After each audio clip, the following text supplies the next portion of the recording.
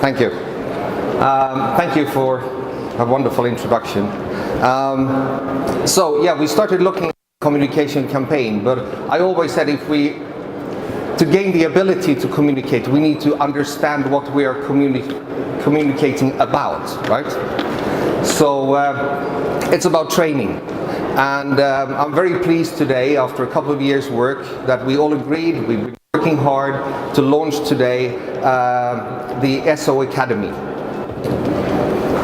It's about the training of our industry. And initially, we have decided that this will be available for members only.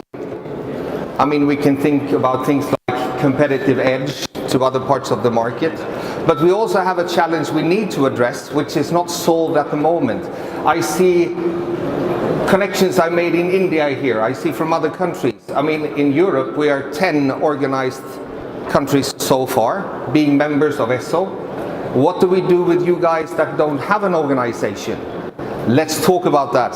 I would be ever so happy together with Peter Winters to work on that, to bring you into the community as well, somehow. But I should also say we have already discussed that in the long term we will also offer this kind of training to the likes of architects and HVAC consultants.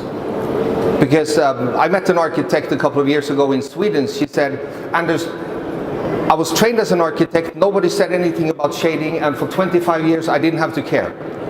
All of a sudden now I have to care, but the problem is I don't know how to care. So please bring us the insights and knowledge. So again, why training? Just to really highlight the background behind it. I mean, most of us here, we have products and solutions we are promoting, or we are here as customers looking for buying these things. And I'm on the supplier side, working for Somfy, and obviously we are somehow together looking for more sales. We do traditional stuff, we do marketing, we do customer visits, we create websites and all kinds of things. And we should continue. But there is one cog missing, and I say knowledge, and not knowledge about our products, but knowledge about who we are in the building sector. What's our role? And if we have that knowledge, we will be perceived by the receiver of information as being professional. If we are professional, we will gain their trust. And by gaining the trust, they will allow us to influence their decisions. And this is where I say this will create sustainable sales growth over time. So this is where I come from, our line of thinking. So I said our role in the big picture, because a building, we're only one piece of the puzzle here. It's about the sun. What does really happen with the sun? It's about the glass. Peter mentioned size of glass, etc. What's the relationship here with us? It's about overheating, we heard about. It's about keeping warm and keeping cold, and climatize the building. It's about how we calculate these things and simulate them, that we will address today. It's about health factors, productivity, etc. It's about budget. Big challenge for our industry, because normally in projects they call us 5 to 12. And it's supposed to be cheap and tomorrow.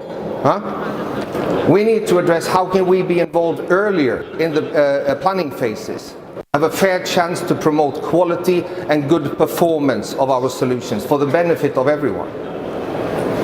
And then it's about, obviously, the dynamics around our shading products. We need that understanding as well. So we have decided to launch 2 levels of trainings, because we recognize there are different levels of interest in our industry. So we say an advisory level is now being created for those, let's say, smaller family operations with let's say, limited ambitions to grow. They have a steady market, etc. Fine. But let's get a decent basic understanding about things. We are drafting like a half-day course with some kind of easy test at the end, etc.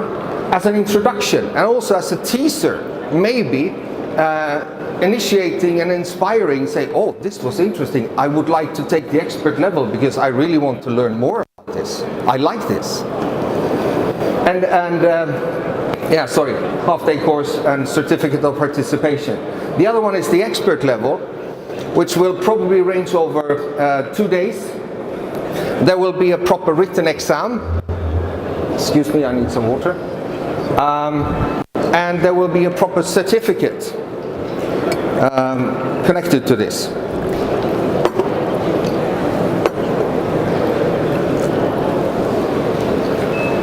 When these courses are done, we have created 2 logotypes. And this is just an example. You see you see the ESSO logo here, and you see one of our member logos. So the local member organization could add their logo here to make it more local. This will be connected to the employee of the company, not the company. So it's for the CV of the person, individual. But the company, as long as the employee stays with his employer or her employer, this can be used in the company marketing, saying, if you connect to us, we have certified experts or advisors in our company. You can use it on your local website to tell your market that you have this ability. And we also advise the local associations to mark their members with this logotype. So outside visitors can go to the Italian member list, for example, and find the ones that have been trained. I can share with you, we've been doing this in Sweden. It has been a very strong benchmark.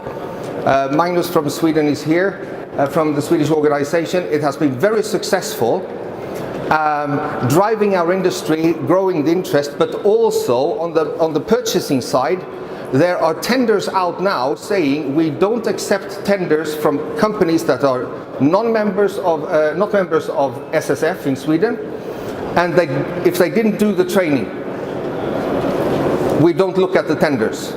So it has become, and it proves we can create a market driver behind this for our common benefit.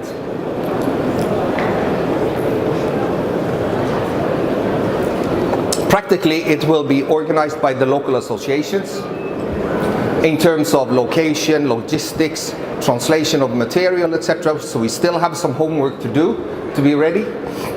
But all certificates for each individual will be issued by ESSO to keep this under control. So we can still, over time, know that it's a system we can rely on. It's a reliable system. So timeline roughly today, we launch it today by informing you. We have a General Assembly in April on Ireland, where we're going to take the common standpoint on all the details and say, yes, we approve, we agree, this is what we go with. September, we are starting to train the trainers. I will be able to do the training, but I only speak English and Swedish. So what about Italy? What about Greece? What about Spain? We need to localize this. And when that's done, we could maybe from October onwards start to implementing this in a wider scope. So, just to give you a few short flashes from what the content will be about. I already mentioned this slide. So what happens, the dynamics with the shading and the glass? I mean, when I do trainings, my first question, I start with the glass actually, or the HVAC. And I say, do you know what float glass is? I say 99.1%, 9% of everybody I meet, they don't know in our industry what a float glass is. How it's manufactured, how it's coated. And it's highly connected to our product, so we need to have an understanding. It's about these things we heard again, about view to the outside, quality of life in buildings. Yeah, Peter mentioned overheating. I say, this is my slide, I say it's like living in submarines. Well, we insulate ourselves and we need something to be able to breathe. And the building is made, the house is made for 2 grown-ups and 2 kids. And then we have all the family coming on Christmas and we are 15 people and we all start to sweat. And I say, I don't know about you, but I would like to have my clothes on when my mother-in-law comes to visit, right? It's crazy what's happening. It's about simulation modeling, we will hear more about. And sorry, Stephen, I forgot to put your name here. This is Stephen Selkowitz from Lawrence Berkeley. Some years ago, he gave us, a good friend of ESSO, he gave us this quote that I use quite frequently, that managing the energy from the sun is like trying to drink from a fire hydrant. I quote you correctly, I hope. key is control. And to give you a short flash on this, this could be a building, this happens to be a building in Gothenburg where I live, but it could be Seoul in Korea, it could be New Delhi, it could be Paris, London, anywhere in the world, New York. Looks the same. Quite heavily coated glass with manual shades all over the place. And here's kind of an It's getting very tense in here. Do you guys mind if I struggle to open these blinds?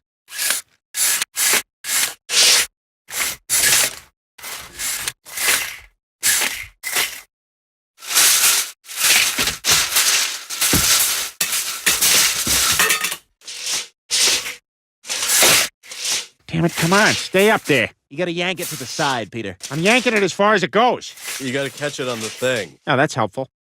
The left side's getting lower than the right side. I can see what's happening. Now twist it. All right. See? Now it's open. So, energy efficient, smart manual shading.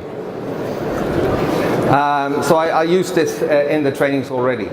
But this is connected to a very good, interesting message we do have in our training. And some years ago, we met this institute, ST in Switzerland, where the Swiss government said, we subsidize a study where you look at how we can retrofit existing lighting fixtures in the building, make them more efficient. But you should also look at how people are utilizing manual shading in these buildings. So they were putting web cameras with people not knowing, taking 500,000 photographs during 1 year, and then analyzing. This was external blind, so a movement was a slat adjustment or a movement up or down during 1 year. And I have a question, and now I know people here have heard me before, so please be quiet. If you didn't see me before, I will put a question to you.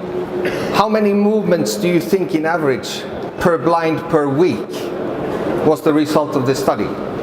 Can I have a guess? Or two? Two?